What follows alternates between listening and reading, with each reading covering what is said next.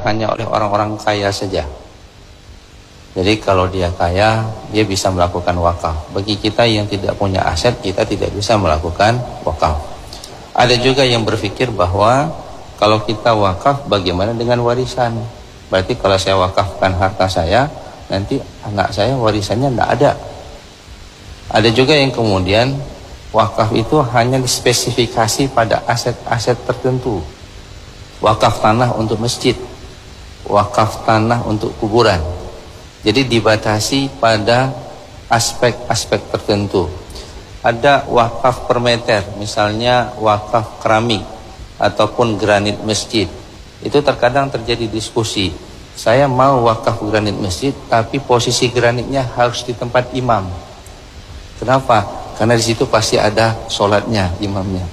Tapi kalau dibuat wakaf untuk toilet, tidak ada yang mau. Padahal untuk bisa jadi imam, dia ke toilet dulu untuk berwudu. Nah, sehingga kemudian sampai granit pun, ataupun nanti ada wakaf karpet untuk masjid. Saya yang di saf pertama ya, dengan saf 10, karena saf 10 subuh nggak ada yang sholat. Nah, Bapak Ibu yang dimuliakan oleh Allah, maka insya Allah di 3 pertemuan atau 4 pertemuan yang akan datang, kita akan lanjut, akan membahas tentang wakaf ini.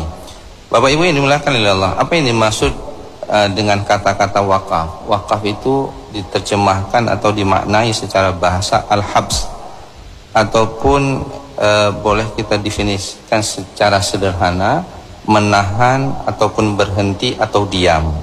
Dengan kata lain, Bapak Ibu yang dimuliakan oleh Allah, pembekuan hak milik untuk faedah tertentu. Jadi harta yang kita tahan, yang digunakan untuk kebutuhan ataupun keinginan tertentu.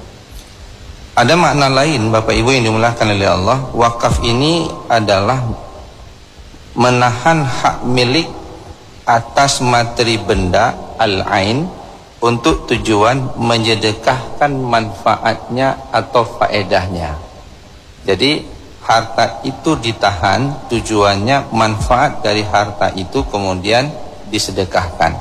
Saya ambil definisi wakaf yang disebutkan di dalam Undang-Undang Nomor 41 Tahun 2004. Itu undang-undang yang menjelaskan tentang wakaf di Indonesia. Wakaf adalah perbuatan hukum seorang wakif untuk memisahkan dan atau menyerahkan sebahagian harta benda miliknya untuk dimanfaatkan selamanya atau untuk jangka waktu tertentu. Jadi manfaat harta yang itu yang diwakafkan bisa dimanfaatkan untuk selamanya, itu nanti yang disebut dengan wakaf mu'abbad. Jadi ketika kita sudah mewakafkan tanah, hak milik itu tidak lagi menjadi hak milik kita, tidak menjadi lagi hak milik pewaris. Akan tetapi dia menjadi milik siapa? Milik Allah. Jadi harta itu ditahan selama-lamanya, yang manfaatnya digunakan sesuai dengan tujuan si pewakif, ataupun kemudian diberikan dalam waktu tertentu. Wakaf muakkad namanya. Saya wakafkan rumah saya untuk digunakan tempat pengajian Al-Quran selama 5 tahun. Kenapa Bapak Ibu wakafkan? Kebetulan saya tugas dipindahkan ke Jakarta. Saya pindah tugas ke luar negeri, 5 tahun nanti saya balik lagi. Maka selama saya tidak ada, saya tidak ingin menyewakan rumah ini, maka rumah ini saya wakafkan. Nah, Bapak Ibu dimuliakan oleh Allah, wakafnya berapa lama? Untuk waktu tertentu. Nah, Bapak Ibu yang dimuliakan oleh Allah Subhanahu wa taala, tujuannya digunakan untuk keperluan ibadah. Wakaf, jadi wakaf itu ada wakaf khas, ada wakaf lil khairi. Wakaf khas itu kita tujuannya tertentu. Saya wakafkan tanah untuk masjid, nggak boleh dibuat restoran yang bisa mendatangkan harta keuntungan untuk masjid, karena dia inginnya didirikan masjid. Tapi kalau wakaf dalam makna yang sangat umum kebaikannya, itu bisa disebut dalam makna wakaf lil khairi. Jadi saya wakafkan tanah saya wakafkan aset saya, keuntungan faedahnya untuk kebaikan. Apa itu? Semua kebaikan yang bisa diterima di dalam syariah. Contoh misalnya, saya ingin wakafkan tanah saya digunakan untuk jalan. Maka jemaah yang dimuliakan oleh Allah, ini makna wakaf secara istilahi dan juga wakaf yang kita dapatkan dalam undang-undang. Lalu kita kemudian kita lihat, Bapak Ibu yang dimuliakan oleh Allah, bagaimana dasar hukum wakaf? Tidak ada di dalam Al-Quran, Bapak Ibu yang dimuliakan oleh Allah, kata-kata wakaf yang spesifik disampaikan oleh Allah Subhanahu wa Ta'ala. Yang ada dasar hukum wakaf ini firman Allah Subhanahu wa Ta'ala yang berlaku secara umum, yang sifatnya maknanya itu kita sandingkan dengan sedekah.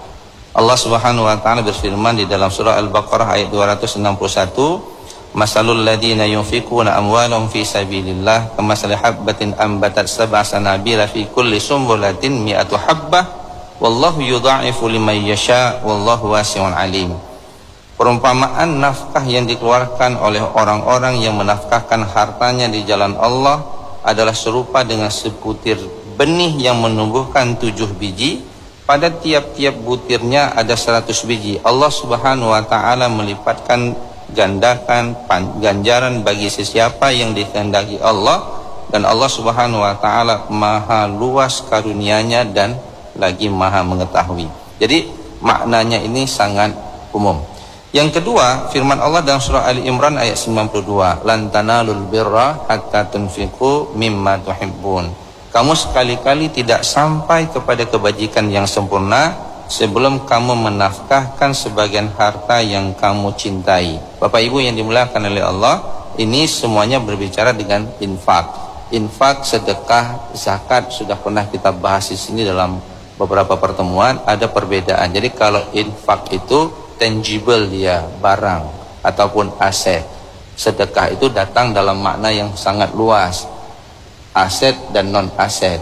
Tabassumuka fi wajhi akhika sedekah, senyum menjadi sedekah. Tapi kalau sudah bicara infak, itu biasanya tangible, sesuatu yang memang sifatnya barang ataupun benda yang kemudian kita sedekahkan ataupun kita berikan kepada orang lain untuk kita bantu. Di dalam surah Al-Munafikun ayat 10, Allah Subhanahu wa Ta'ala mengingatkan kita, wa anfiqu mimma razaqnakum min qabli ayyati hadakumul maut fayaqula rabbi laula akhartani ila ajalin qarib fa asaddaqa wa akum minas salihin. Dan berinfaklah kamu dari sebahagian harta yang telah kami rezekikan kepada kamu sebelum datangnya kematian. Fayaqula rabbi laula akhartani ila ajalin qarib. Karena nanti Bapak Ibu ini dimuliakan oleh Allah Subhanahu wa Ta'ala, apabila seseorang itu mendekati kematian, dia akan mengatakan, ya Rabb, laula akhartani ila ajalin qarib, mengapa engkau tidak tangguhkan kematianku? Kenapa dia ingin ditangguhkan kematiannya? Tujuannya hanya satu, apakah untuk sholat, apakah untuk puasa, apakah untuk haji? Jawabannya tidak. Di sini Allah Subhanahu wa Ta'ala dia mengatakan, fa asaddaqa wa aku minas salihin. Aku ingin menjadi orang yang bersedekah dan aku ingin termasuk orang-orang yang soleh. Nah, Bapak Ibu yang dimuliakan oleh Allah, ternyata sedekah itu punya keajaiban. Sedekah itu, Bapak Ibu yang dimuliakan oleh Allah, punya manfaat yang sangat besar, memitigasi semua resiko. Memitigasi resiko kemiskinan ketika kita di dunia itu dengan cara bersedekah. Memitigasi resiko kesehatan dengan cara bersedekah. Memitigasi resiko supaya kemudian kita tidak masuk neraka jahanam juga dengan cara sedekah. Jadi sedekah ini sangat ajaib. Maka Bapak Ibu, ketika Umar bin Khattab mempunyai tanah yang terbaik dalam kehidupannya, jadi selama Umar bin Khattab hidup, dia belum pernah mendapatkan harta terbaik selain tanah di Khaybar. Lalu ketika kemudian dia mendapatkan tanah tersebut, maka dia mengatakan kepada Rasulullah SAW, ya Rasulullah, inni asabtu ardan bi Khaybar lam usib malan qattun huwa anfasuhu indi minhu. Umar mengatakan, ya Rasulullah, aku mendapatkan harta di Khaybar yang aku belum pernah mendapatkan harta sebaik ini. Lalu beliau nanya, apa yang aku lakukan dengan harta ini? Maka jamaah yang dimuliakan oleh Allah, Rasulullah mengatakan, in syi'ta habasta aslaha wa tasaddaqta biha fatasaddaq biha Umar. Lalu Rasulullah mengatakan, kalau kamu mau, maka tahanlah asalnya, tanah itu ditahan, artinya tidak dimiliki lagi tapi digunakan, wa tasaddaq biha wa tasaddaqta biha, kamu sedekahkan hasil dari manfaat harta tersebut. Ini dijadikan landasan hukum oleh para ulama terhadap wakaf itu sendiri. Maka Bapak Ibu yang dimuliakan oleh Allah, indah sekali Islam. Bagaimana kemudian Islam ini memberikan 3 instrumen kebajikan yang pahalanya itu akan terus mengalir ketika kita berhenti bernafas.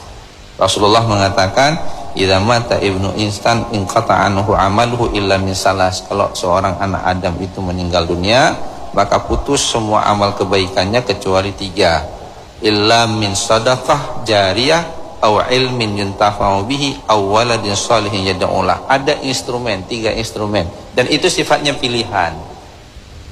Yang pertama, sedekah yang terus pahalanya mengalir, itu yang kemudian dimaknai oleh para ulama, itulah wakaf. Kita kenal dengan Habib Buga, orang Aceh pasti kenal, apalagi yang pergi haji, baik yang sudah pergi, yang akan pergi. Kenapa? Karena kita tidak pernah mengenal wajah Habib Buga.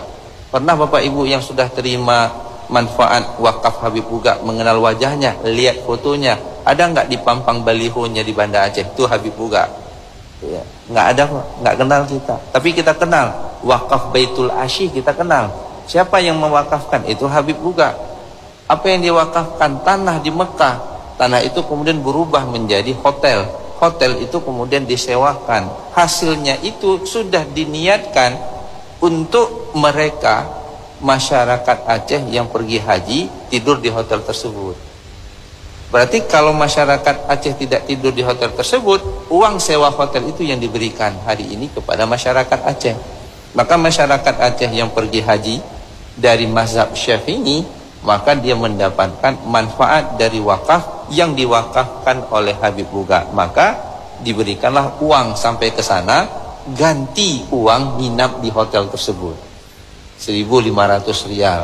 Ada informasi naik tahun ini menjadi 2.000 rial. Hampir 6-7 juta Bapak Ibu yang dimuliakan oleh Allah Subhanahu wa taala.